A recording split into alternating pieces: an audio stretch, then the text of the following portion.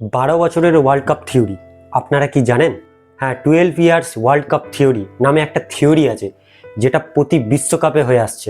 যদি আপনারা না জানেন তাহলে খুবই মজা পাবেন, আর যদি আপনারা আর্জেন্টিনার ফ্যান হন তাহলে তো ডেফিনেটলি মজা পাবেন। তাহলে চলুন পুরোপুরিভাবে এক্সপ্লেন করা যাক যে এই 12 বছরের ওয়ার্ল্ড কাপ থিওরিটি আসলে কি। এটা অ্যাকচুয়ালি 1994 সাল থেকে শুরু হয়েছিল। বিষয়টা হচ্ছে 1994 সালে ইটালি ফাইনালে ওঠে এবং সেই ফাইনালে হেরে যায়। আর ঠিক তার 12 বছর পর 2006 সালে ইটালি আবারও ফাইনালে ওঠে এবং ফ্রান্সকে হারিয়ে তারা বিশ্বকাপ জিতে যায়। ওয়েট, এখনও কিন্তু শেষ হয়নি।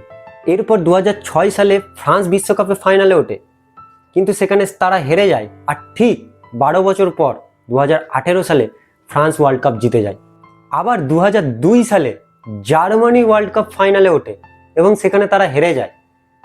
আর ঠিক 12 বছর পর 2014 সালে জার্মানি আর্জেন্টিনাকে হারিয়ে জার্মানি বিশ্বকাপ জিতে যায়। এরপর আসল টুইস্ট হলো এখানে, 2014 সালে আর্জেন্টিনা ফাইনাল হেরে যায়। আর ঠিক তার 12 বছর পর 2026 সাল ওয়ার্ল্ড কাপ হতে যাচ্ছে। তাহলে এরপর আপনার বুঝে যাওয়া উচিত, এতক্ষণ মনে হয় আপনি বুঝে গেছেন, আর্জেন্টিনা কি ব্যাক টু ব্যাক দুটো বিশ্বকাপ জিতে যাবে।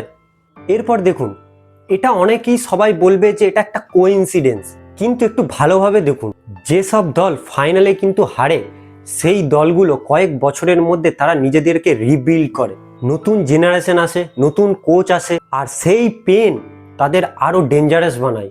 যেটা ইটালি করেছে, যেটা জার্মানি করেছে, যেটা ফ্রান্স করেছে, আর এখন আর্জেন্টিনার কাছেও আছে একটা ভয়ঙ্কর স্কোয়াড। তাহলে আপনার কি মনে হয় এই 12 বছরের ওয়ার্ল্ড কাপ থিওরি কি আবারও সত্যি হবে, নাকি এবার হিস্ট্রি ব্রেক করবে অন্য কোনো একটা দল? কমেন্টে অবশ্যই আপনার মতামত জানান, আপনার প্রেডিকশন জানান। আর এমন ফুটবল কন্টেন্ট পেতে আমার চ্যানেলটি সাবস্ক্রাইব করতে ভুলবেন না। আর যদি আমাকে ফেসবুকে দেখে থাকেন তাহলে অবশ্যই ফলো বাটনটি ক্লিক করে নিন। তো চলুন, নতুন আবার একটা ভিডিওতে দেখা হবে।